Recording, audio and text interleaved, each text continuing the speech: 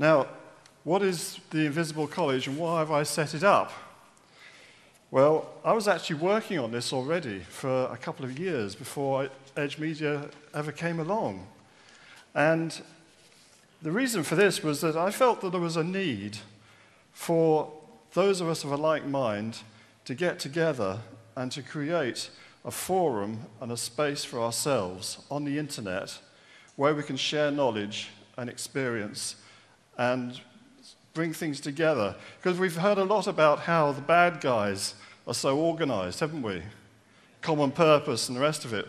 We've heard a lot about how organized and motivated they are to turn us all into slaves. Well, we've got to stand up and do things for ourselves to stop that. And the best way of doing that is through education. And it's by finding out the things they don't want you to know about. The things about yourself, the things about your possibilities, your purpose, your reason for being here, and what will help you in your own life and your own self-development. So I felt it was important to set up the Invisible College to do this. And I've been working on these ideas and everything to do with these things for about 40 years now. So I think I've got a little bit of experience in that field. But I don't count myself as being the only person that knows anything. I want other people to come in as well and share their experience and help us do it together. Now, this has a long history, and it's not something that I've just come up with out of the blue. I just have to see how this works. Pressing buttons. There we go. Now, in 1642, the first Invisible College was founded in London. And there was an organization called Gresham College. Those of you who know London probably know Gresham Street runs down to the bank. And actually the site of where Gresham College was is now where the NatWest Tower stands, which is kind of a bit of a contradiction if you think about it. But the original Gresham College was set up by Sir Thomas Gresham, who had worked for Queen Elizabeth. And after he died, he left his house to become a college where lectures could be given for free to the people of London to help raise their level of education. And he left stipends for people to become professors at Gresham College who would give these lectures to the people. Well, that side of it didn't really work too well because nobody turned up to the lectures. Isn't that typical of Londoners?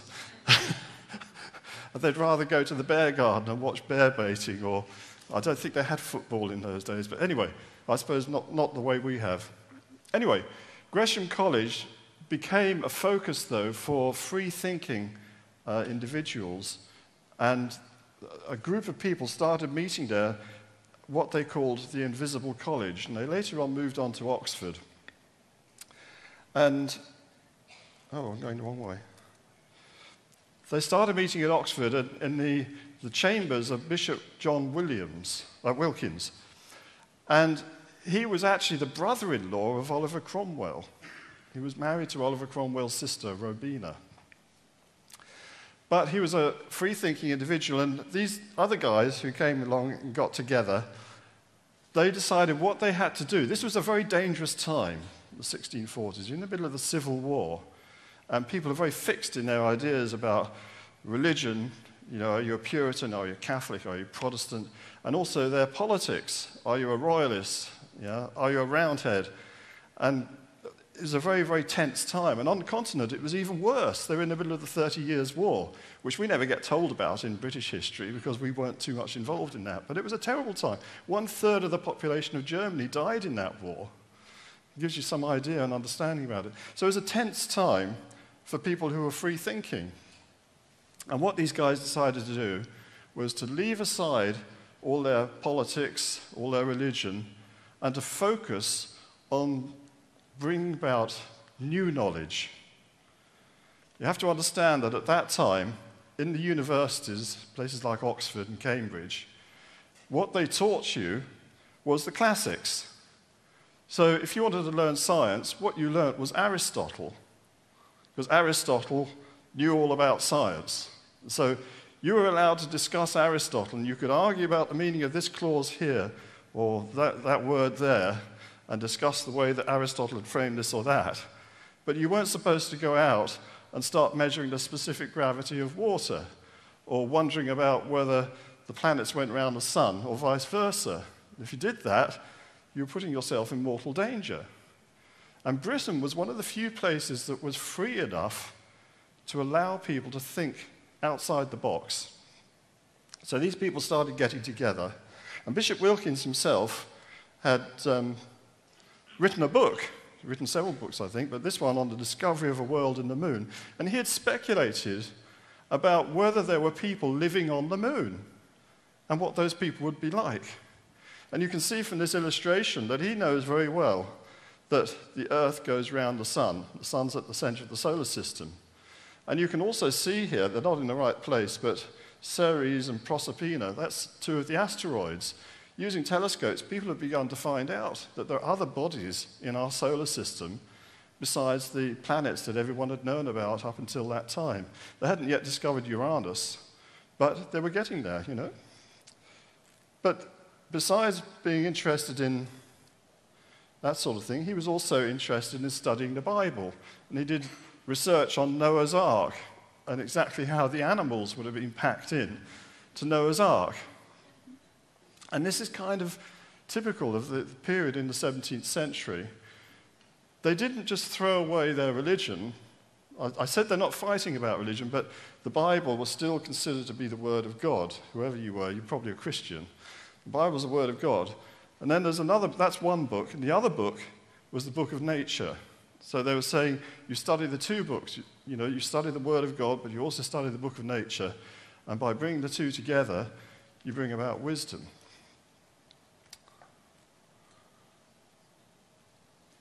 Come on. Having a bit of slowness here with the computer system.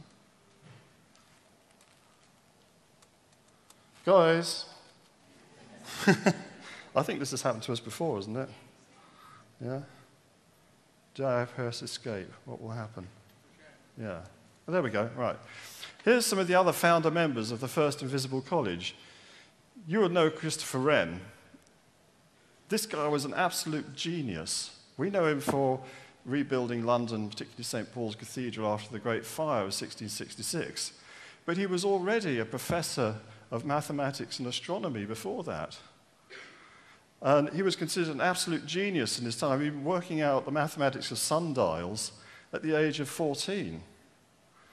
Next to him, Robert Boyle. Those of you who've done science at O-level will probably remember Boyle's laws. Anyone remember that? P1 V1 over T1 equals P1 V2 over T2. See how these things remain with us, even 40 years later? Robert Hooke, Hooke's laws, stretching pieces of wire, tensions on wire and weights and how that affects things. Dr. Seth Ward, professor of astronomy, taught astronomy to Christopher Wren. I think he was Bishop of Salisbury, I think. John Wallis, another eminent mathematician. And John Evelyn, of course, who wrote his diaries. Remember Evelyn's diaries? And was also a great designer of gardens. In fact, I heard him being quoted in, I think, Gardener's Question Time just last week about gardening. So these kind of some of the people, and there were lots of others, who were involved in this first invisible college, bringing about new knowledge and leading to what was called the Enlightenment. And later on, the Invisible College became, after the restoration of Charles II, became the Royal Society of London for Improving Natural Knowledge, which we now just call the Royal Society. But something happened in the transition. Whereas previously, these gentlemen, as I said, they were studying the Bible.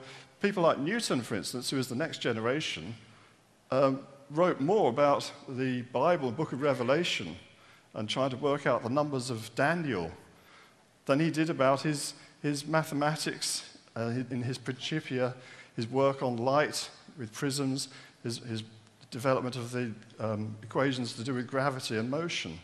So they were more rounded personalities. But what seems to have happened towards the end of the 17th century, early 18th century, is that a kind of schism happened between that which was considered scientific, serious, you know, you can measure it, you can get out your tape measure and you can measure this or weigh it. Scientific, unarguable. And that which was considered mystical and probably nonsense. Or that's kind of how people began to view it. And the schism seems to have happened around about, as I say, the early 18th century, around the time of the death of Christopher Wren.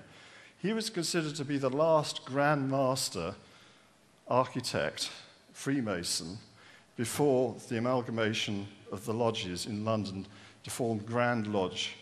And kind of what had been the kind of mystical side of this knowledge that they were pursuing kind of went in that direction, where, as we've been hearing earlier, it becomes subverted by these Illuminati or what have you into our own day.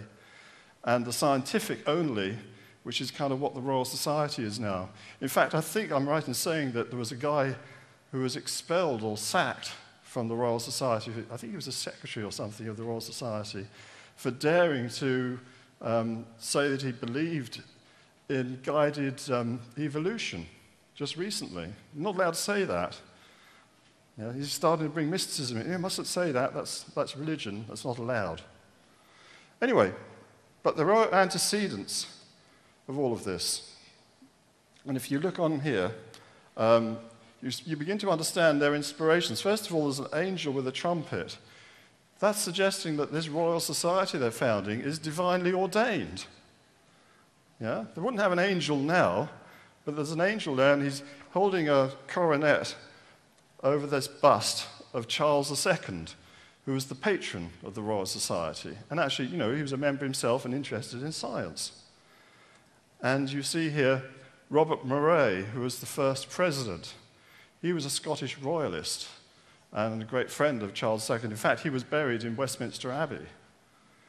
And finally, in the bottom right-hand corner there, you see Sir Francis Bacon, who was long dead, but he was the inspiration behind this whole movement for getting new knowledge.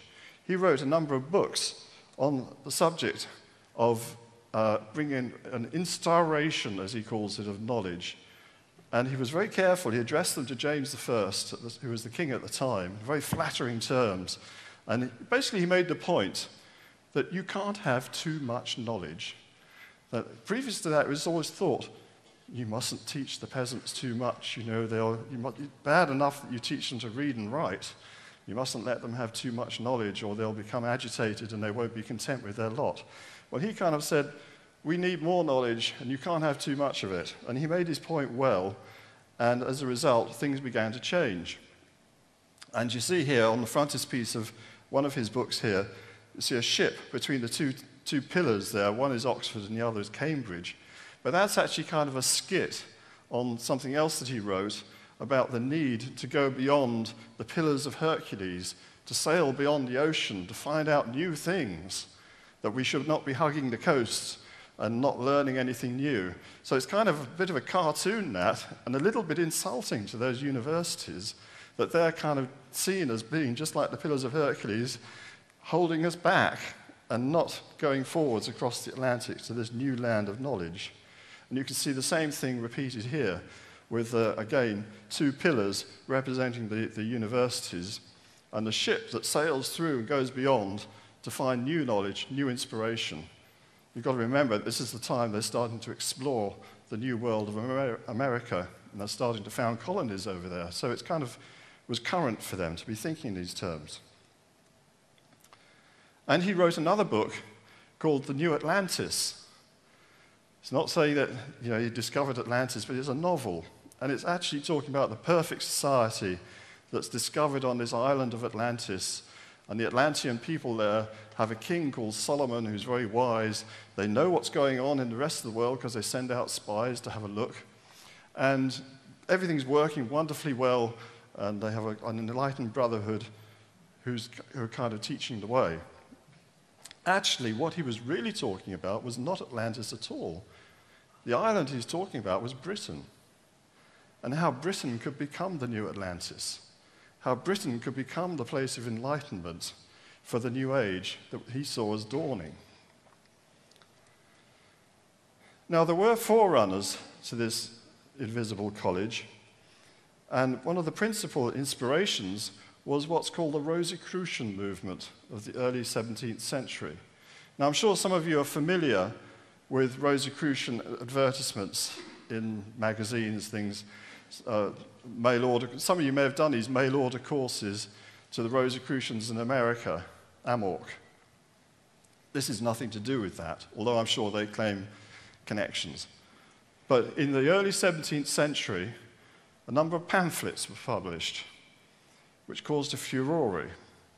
And they announced to a startled world that a brotherhood was in existence called the Rosicrucian Brotherhood, founded on the teachings of someone who called himself Christian Rosenkreuz, which you can see is probably not a real name, it's a title. Christian Red Cross is what it means. It's a kind of St. George figure, I suppose. But the story goes that as a boy, he went from Germany on pilgrimage to the Holy Land. He got shipwrecked and ended up, instead of going to Jerusalem, going to Damascus, where he was recognized by the Arab people there. They taught him their knowledge, particularly about medicine, because that's the thing that they're most interested in. And then he traveled around, and you have to understand that at that time, the Islamic world was very much the center for advanced science. Seems strange to us today, but it was then. Europe was still quite sort of backwards, scientifically speaking. And we're talking now about the 15th century. And he came back from his travels to Germany, and according to their pamphlets, he decided he was going to talk to the enlightened people, you know, the professors and the bishops and the doctors, and he would tell them all this new knowledge, and they would be excited, and they would teach their pupils this new knowledge, and it would lead to an instauration and a raising of consciousness and wisdom. But of course, when he tried that, they didn't want to hear. And this is always the way. You go to a professor at a big university, and you just try it. You go up to him and say, "Excuse me, professor," in the nicest possible way. You don't put it quite as bluntly as I'm going to now. You go up to him and you say, "Excuse me, professor, everything you know and you've been teaching is wrong. But I know the right way, and I can teach you a new way of doing things, which is the correct way." Do you think he's going to listen? He's not, is he? I mean, his whole position, his whole status and rank, his salary, everything depends on the fact that he is a master. It took him years to get there. Yeah, he had to put up with all sorts of crap from his bosses and teachers earlier. He's now there sitting in the chair. He's not going to come up, he's not going to listen to a whippersnapper who comes up and says, "You got it wrong, mate." So Christian Rosenkreuz is sent out in his ear. So what he does, according to the pamphlets, is he gets together with a group of people and they start a little school of their own. And he teaches them in private the wisdom that he's learnt in the East. And then he dies, or some of them die, they're buried, and their places are taken by new people. Eventually he dies, he's buried, and somehow they forget where he's buried. I don't know quite how they work this out. But anyway, they claim that in 1603 or thereabouts, they rediscovered his tomb. And they found a scroll which told them all about how he'd done this and the story of the founding of their order, and that they should now go public. Well, of course, this is probably all a myth. You understand that. We're talking about not necessarily an actual person or an actual group. If we are, nobody knows exactly who they were. But it's an archetype, and it explains a lot. And one of the things I want you to see, this is a later publication, came out in 1618, showing the Rosicrucian College as a movable building. And what I want you to see, first of all, is that it's suspended from the hand of God. And it travels around. Now, this is actually telling you about how esoteric schools work. Everyone wonders, where did Gurdjieff get his knowledge? Where did Uspensky find it all out? Who instructed Madame Blavatsky? Well, I want to tell you something.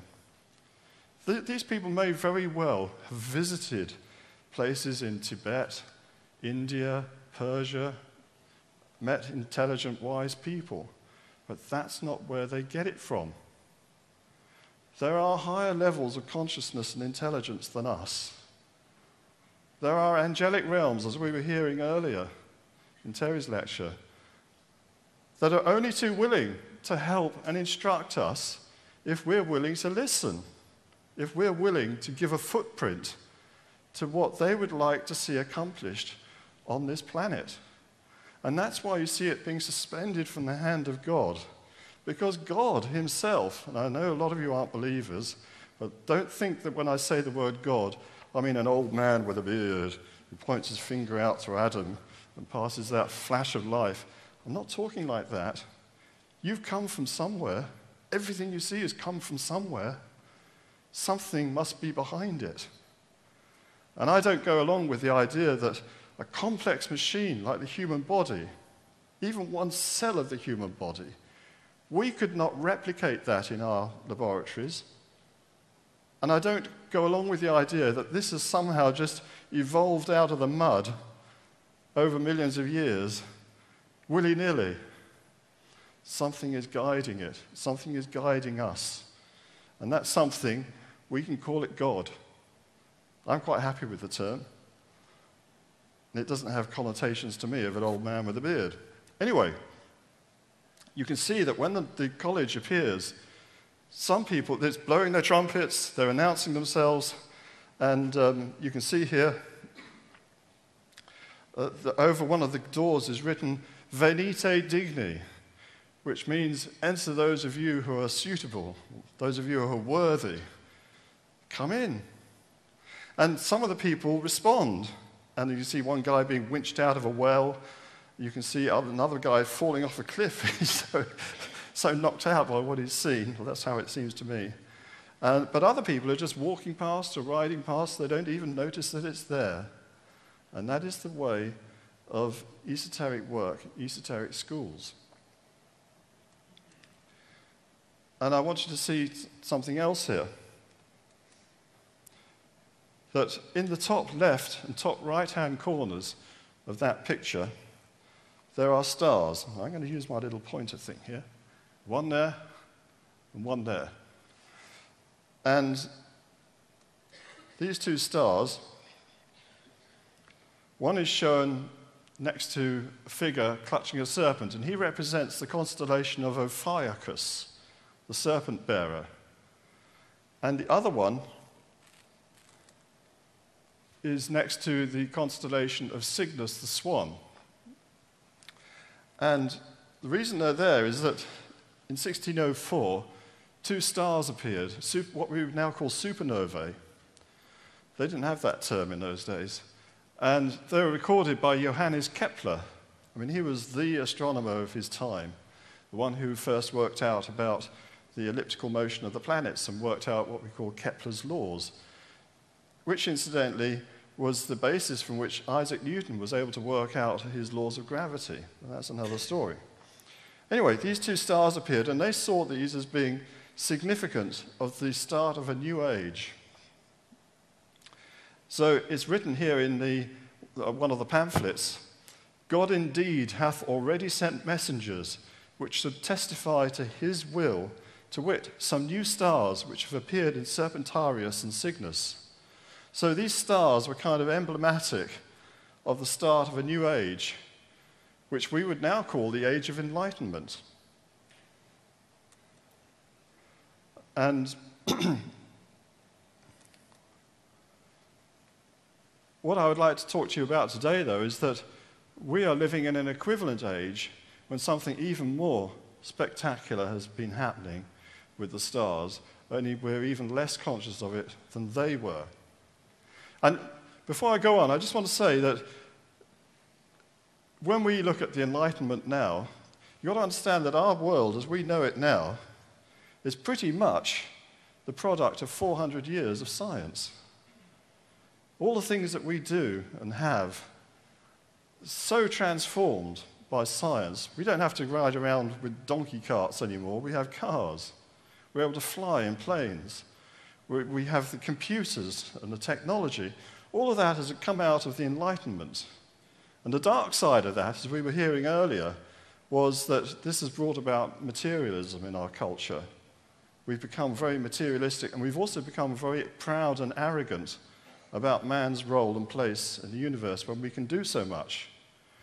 But that's not how they viewed it in the 17th century, and they would be appalled if they saw how we have misused that new knowledge which they were struggling to bring about. But we ourselves are living at what I would call the cusp of a new age. Now, different people have different arguments about when starts one age, when starts another, start of the age of Aquarius, the end of the age of Pisces, whatever. It doesn't really matter too much. We are living at the cusp of something very new, and there are signs in the sky which show us this in quite some detail, but they also link into ideas which we can trace back, going all the way to ancient Egypt. Now, today, one of the prime signs of the turning of the age, as I see it, is that today the solstice sun, summer solstice sun, is positioned exactly at a stargate. Now, I've been sort of giving a lot in my books about this, and also I hope some of you have been watching the lectures on EMTV. So I'm not going to go into all this in too much detail here, because it's on those lectures, and we haven't got time to cover everything that they cover. But the concept of the stargates is something which is very, very real and was known about by the ancients, not just in Europe and in Africa, but also the Mayan people in Mexico, which is staggering when you think about it. And the key is to understand what is happening today with the constellation of Orion.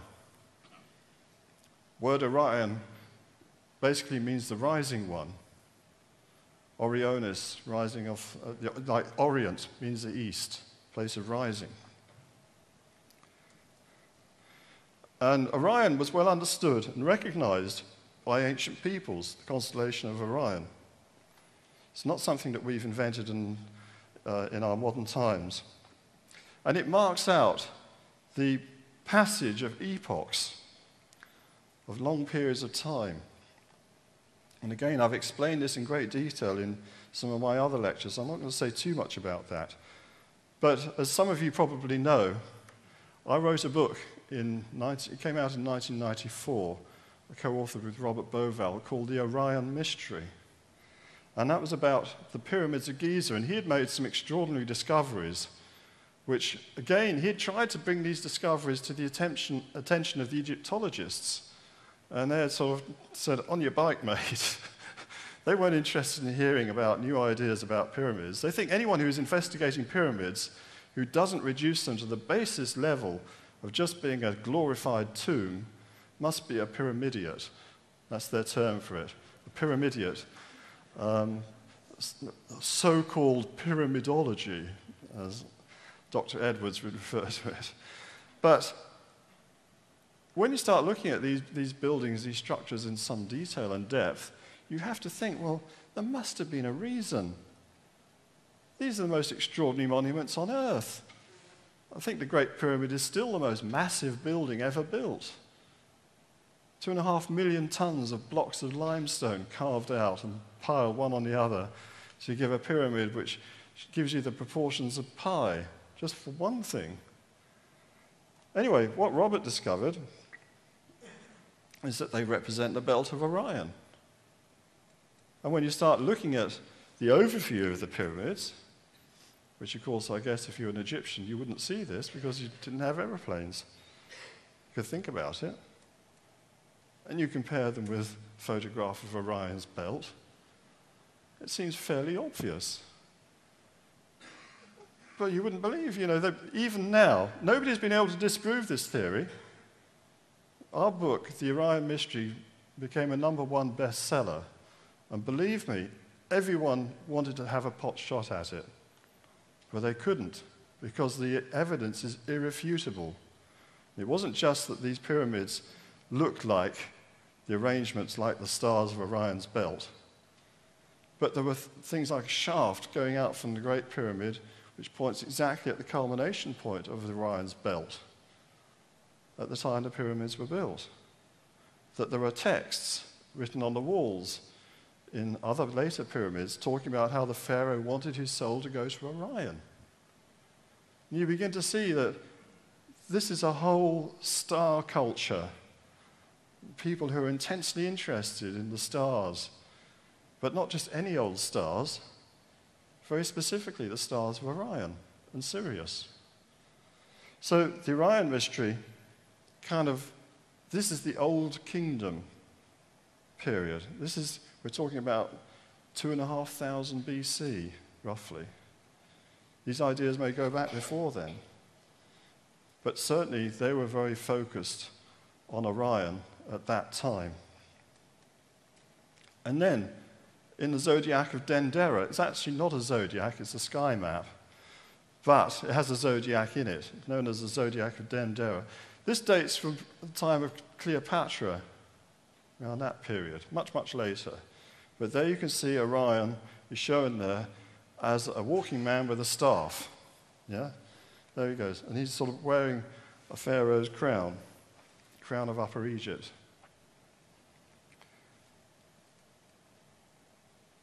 Now, one of the important things about Orion, and this is something that I've been very interested in my work and writings, is that there's something very specific about it. You see here, I've marked here, Northern Stargate. And he raises his hand, or club, however you want to view it, up towards this point on the ecliptic. You see here, use my little pointer thing here. You see here the orange line that's running across. That marks the ecliptic. And that's the pathway of the sun. The sun moves roughly 1 degree a day, and it goes boom, boom, boom, boom, each day, moving 1 degree, and makes a whole circuit every year. It takes it 365 days and a quarter to make the entire circuit. And then you see here, this great bright area of stars is the Milky Way. And the Milky Way has an equator, the halfway line through it. It has polarity between the north and south, or I don't know if you would call it north and south, top and bottom of the equator, the disk. And the equator of the Milky Way runs right up and goes right through this position here, over the hand of Orion. So that crossroads in the sky is what the ancient people called a stargate, gate of heaven. And there are two. This is the northern one, and there is another one which is in Sagittarius, over the sting of Scorpio, in the southern skies. Now, the Egyptians and Western culture in general are most focused on this one. And something to know about these stargates, I like that term stargate. I wish we could find one like they have in the films, you know. Wouldn't you like that? I mean, I'd love to go walking through the stargate and end up on a different planet. It'd be wonderful, wouldn't it? Anyway, but it's not that. That's not that. This is astronomy we're talking about. But they believed that when you're born, your soul would come in through one stargate and go out through the other. And then in some cultures, they believe that the soul would then, or whatever is the body of the soul, would walk around the Milky Way, leaving footprints behind it, to the other gate to come back in again, to reincarnate. You find a lot about that in a book called Hamlet's Mill. And if you haven't got it, I could really recommend you to get that book. Published in 1966, I think. It's still a classic on mythology and astronomy. So that's the position in the sky where the ecliptic crosses over the galactic plane. Now, I got this from, you've heard of Wallis Budge, former keeper of Egyptology at the British Museum. And his translations of the Book of the Dead are very well known, been published a long time. But I was very interested that he wrote here, "I open the door in heaven, I rule upon the throne." Right? It's one of the pieces in the Book of the Dead. Book of the Dead is a collection of spells and hymns and so on to be said over the dead person to guide their soul through all the perils they're going to go through on the other side. The Egyptians were very big on that. Well, you look here at those hieroglyphs there, and you see a star. there, and a bird, and this kind of oblong thing here. Well, the star is Spa in Egyptian, ancient Egyptian, and it means a star. And the bird there kind of gives you emphasis on that letter A, Spa. And then the enclosure, it means per, and it means a building or an enclosure or some place, and it's got an entrance. So he's translating this as star of the Spa enclosure, up, I open, and pet there, that says pet, and then that is also pet, heaven, a determinative. M, that owl figure there means in Egyptian. So he's actually saying, I open, and he calls it the door. I call it the Stargate. That's what it seems to say to me, the star entrance in heaven. So he's translating that actually from the Book of the Dead, the Papyrus of Ani, which you can go and see in the British Museum. So it's Spa, per. I translate it as a Stargate. This is New Kingdom, right? This is time of Ramesses and all those people. Luxor is the capital then. We go to the Middle Kingdom. So we've done Old Kingdom. Old Kingdom was the pyramids, representing the belt of Orion. We've looked at New Kingdom. Here we have the Pyramidion of Amenemhet III. I always have tricky saying that, Amenemhet.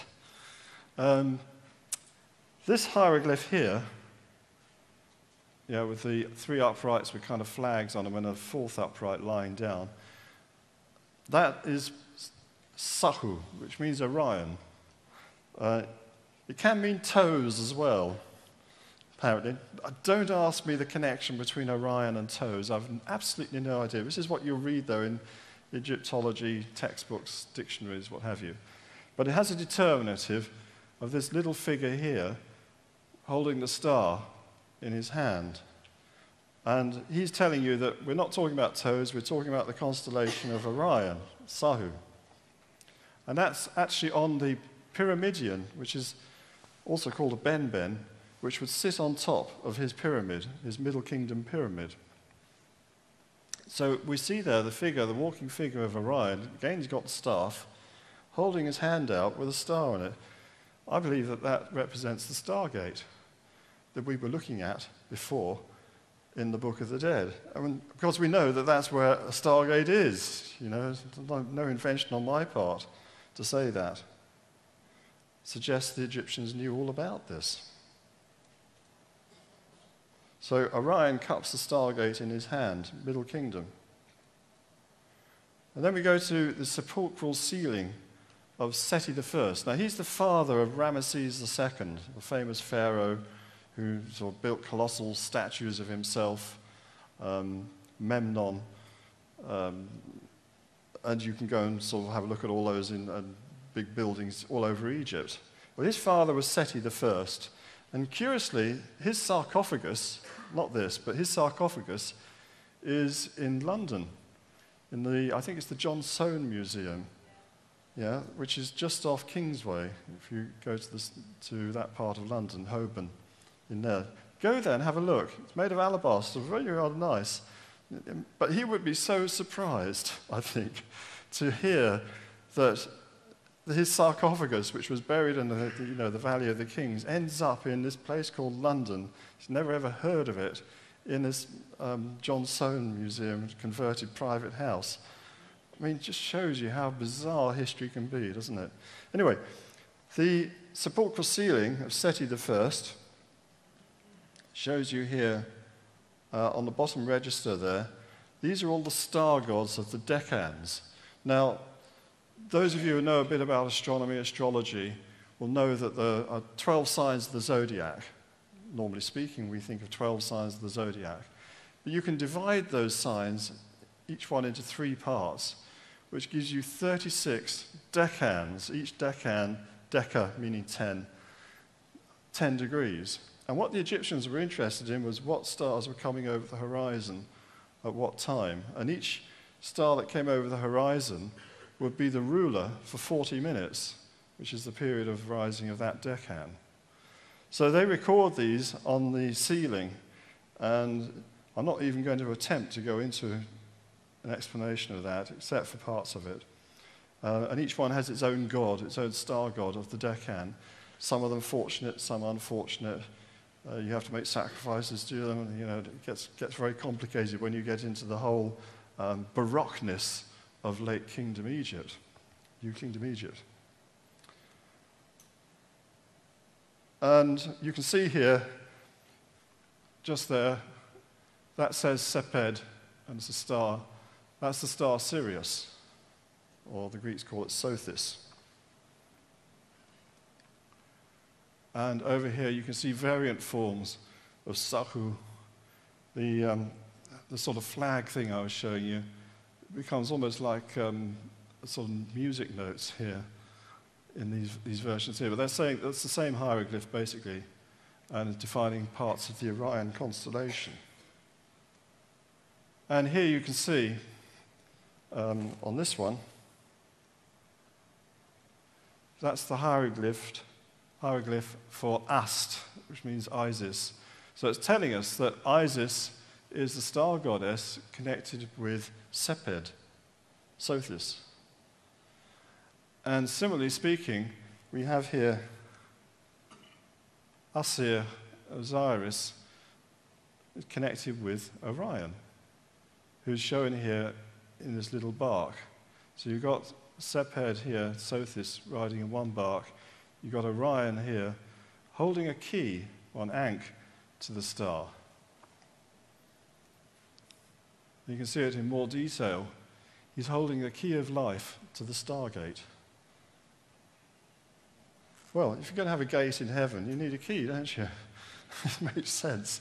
So he's kind of like the key holder. And here you have another ceiling. This one is Senmut, who was the vizier of Queen Hatshepsut. And again, you've got a register of decans in hieroglyphs, and I'm not even going to begin to attempt to interpret most of them. But taking the detail here, you can see here, depicted on the sky map, you've got the southern branch of the Milky Way, shown as a pathway of stars running up here. You've got the Pleiades constellation, represented here in the form of an egg. You've got the Milky Way northern branch running up here next to Orion, which is true. If you look in the sky, we can't see it most of the time because of light pollution in our cities. But if you go out at sea or in a desert or someplace like that, and you look at the sky, you look at Orion, you'll see this great splashing of stars, the Milky Way, running up next to it.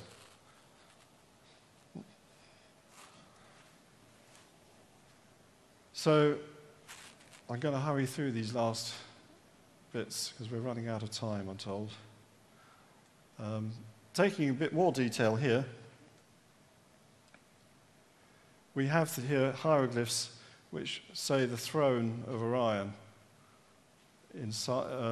a throne put in Orion, and down here the family of Horus stars. That means family. That's Horus and stars. And then here we have the same thing, Osiris. So Osiris is in Orion, the family of Horus in Orion. And then we have this curious grouping of stars here, which shows that that's how they represent in a hieroglyphic form the stars of Orion. And here we have the dust clouds shown in Orion in the middle portion of the star group.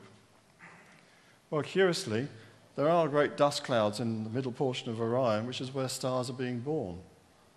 How could they know this? Then going back on the other side, again we have the family of Horus. We have the eye of Horus. And that says Aretba, gateway star. And then here we have the goddess Sirius Isis. So these guys knew about this. Now, at the time of the summer solstice, in the year 2000, I took a group of people to Egypt to witness the sun positioned at the Stargate over the Pyramid of Khafre in such a way, just as it's crossing in the east, exactly in the east, it's just at the right height in the sky to shine down the side of that pyramid. Extraordinary. We stood there, we were the only people there. And what makes it so interesting and extraordinary is that because of the precession of the equinox, the sun is now in that position at the summer solstice. It wasn't at the time they built the pyramids. This is a time-keeping position. It's an exact marker in the sky, the position where the ecliptic crosses over the plane of the Milky Way. It doesn't matter what the Earth does, that will be the same. You know, wobbling, turning over, going upside down. That's to do with the orbit of the Earth around the sun and the way that that is aligned with the Milky Way. So this doesn't matter if the Earth turned upside down 100 times in between, it's still going to be connected to that position. I just want to give you a little bit about the geometry of the Khafre Pyramid. I won't take long on this. There's a whole lecture to do with all this you can have a look at. So today at the summer solstice, Orion appears to hold the sun like a torch at the summer solstice.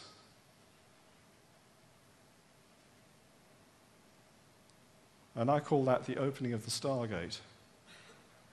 Now, we have here, you can see it shown graphically. I don't know how clearly you can see that, but there you have the sun. And down here you can see the altitude, 53.2 degrees, which is almost exactly the slope of the Khafre Pyramid. And it's crossing in the east. So you can imagine an invisible pyramid there with the sun sitting on top. And it does it twice, in the morning, and then in the afternoon it does it the other side. And we recorded both of these. You can actually get a disc. We've got the disc here of the opening of the Stargate tour, which takes you right through all this, actually filmed on location in Egypt and in Israel, where the second part of it takes place. But we haven't got time to go into that too much. Now, the Mayans also knew about the Stargates. Here you can see the destruction of the world by a flood, the end of the age. And this symbol here actually represents the Stargate over Orion.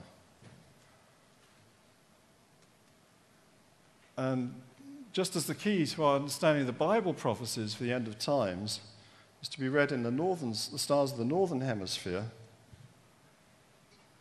so conversely, the Mayan prophecy for the end of our age is in the southern Stargate. And the sun will be aligned with that on this day when their calendar runs out, actually aligned with the southern Stargate. So you can see here the summer solstice Stargate, June the 21st, and the winter solstice southern Stargate. The one is at the cusp between Taurus and Gemini, and the other is the cusp between Scorpio and Sagittarius. You can see it again, the alignment of the Earth at the end of times, as I call it. And the southern Stargate is located very close towards the center of the Milky Way galaxy. It's not exactly on it. The galaxy is not exactly on, the center of the galaxy is not exactly on the ecliptic. But you can get an idea here of what we're looking at. You see Orion there, the summer solstice, and the winter solstice alignment with the center of the galaxy. And there's something else I want to point out to you that's very, very important here. That is that you've got the center of the galaxy, if you like, represents the higher logos, the core of the galactic eminence of which our sun is right out on the edge. It's up here, two-thirds of the way out. Our sun is quite an insignificant star compared with some of the giant stars and the many millions and millions of stars in the galaxy. So Orion, the position of Orion and over the hand of Orion is directly opposed to the center of the galaxy. So in a sense, it represents the direction of escape from this galaxy, not just this constellation, not just our solar system, but our galaxy, out of the realm of stars. And when you look at the pictures that you get in alchemical books and so forth from the 17th century, they very often show you the circle of the fixed stars. Well, we would be better off thinking of that circle as representing the galaxy level of being, of starness. What lies beyond that?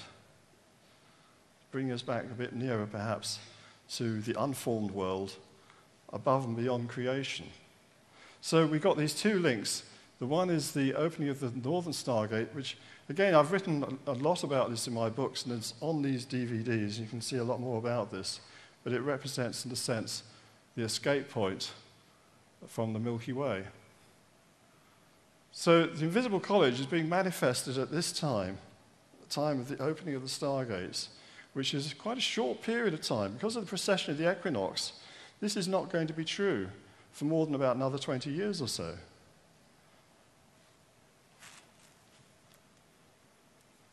And its mission of the invisible college, as I view it, is to help in the preparation for the forthcoming changes signified by signs in the sky as applicable to our own times. Now, why did I sort of think I have the right to do this, to set up something like this? Well, I'll tell you why. I don't see anybody else doing it, and I think it's a very, very important thing. And the curious thing is that I decided I was going to set up this invisible college on the internet a couple of years ago, and then one of these amazing synchronicities, I ended up coming along to Edge Media to talk about something else and talk to Keith about this. I said, why don't we do a series on this, the Invisible College? Said, yeah, why not? It's a great idea. So we actually have now got the first ever esoteric school on the internet and on TV ever in history in the world.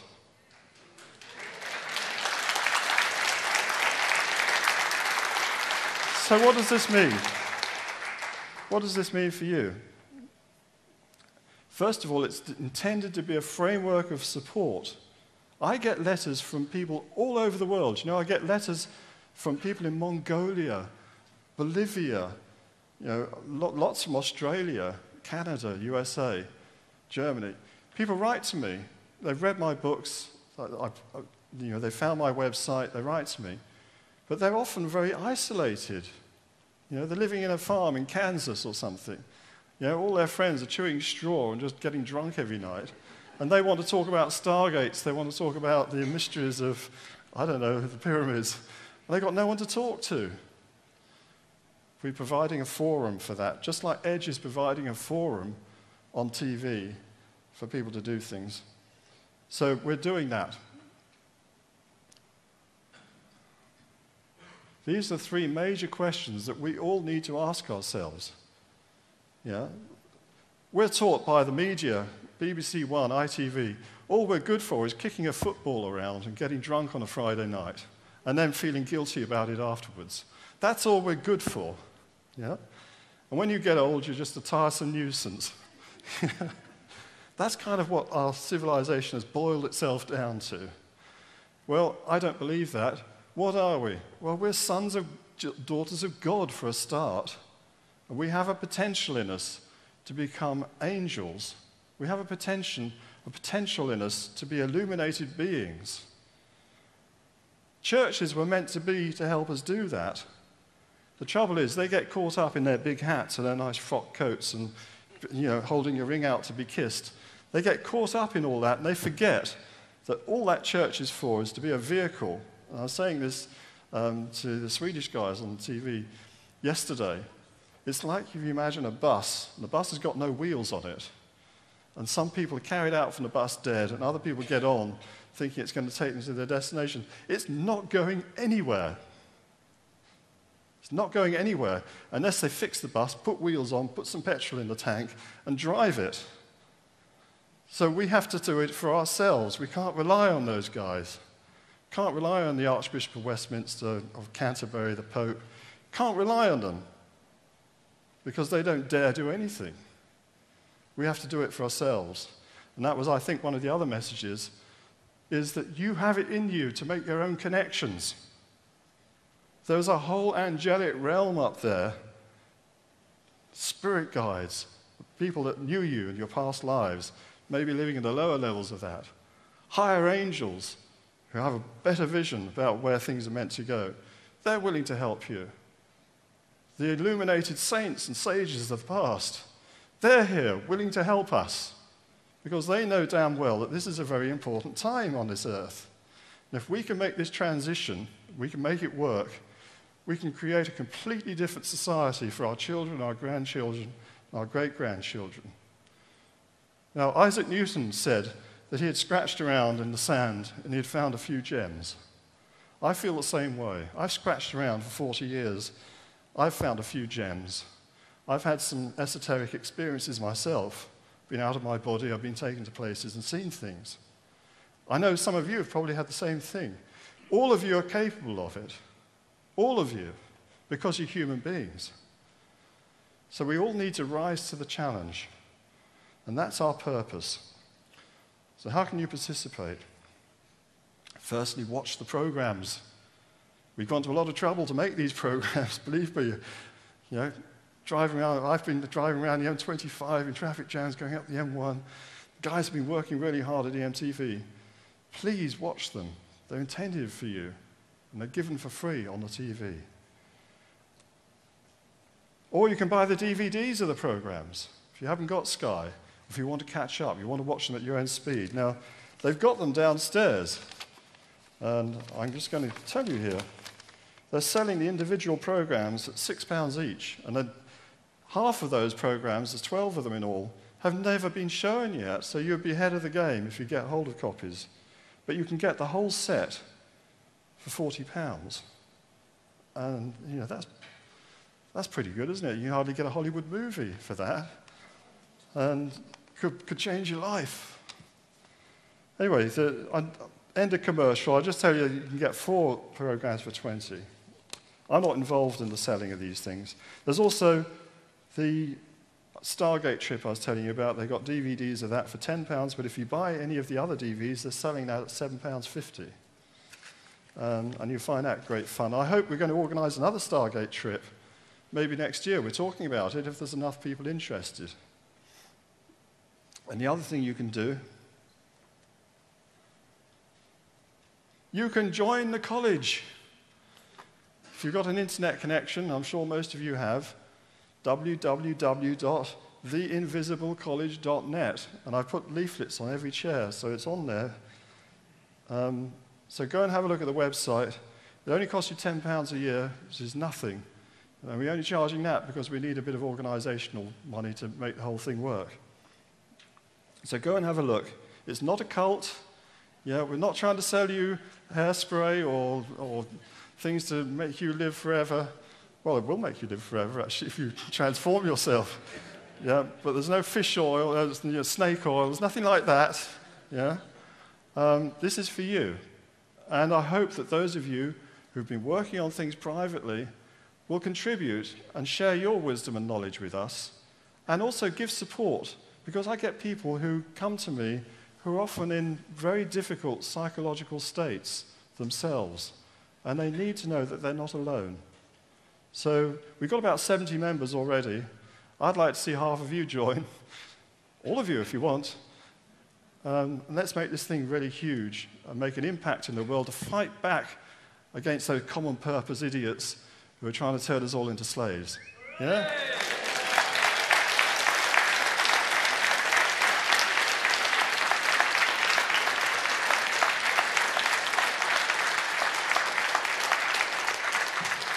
So thank you, ladies and gentlemen, for your time. I hope you've enjoyed the lecture, and I hope you're going to enjoy the lectures that are still to come. And I know this one, they've taped it, and they're going to copy it very quickly as well, if you want to take it home as a souvenir. Thank you again.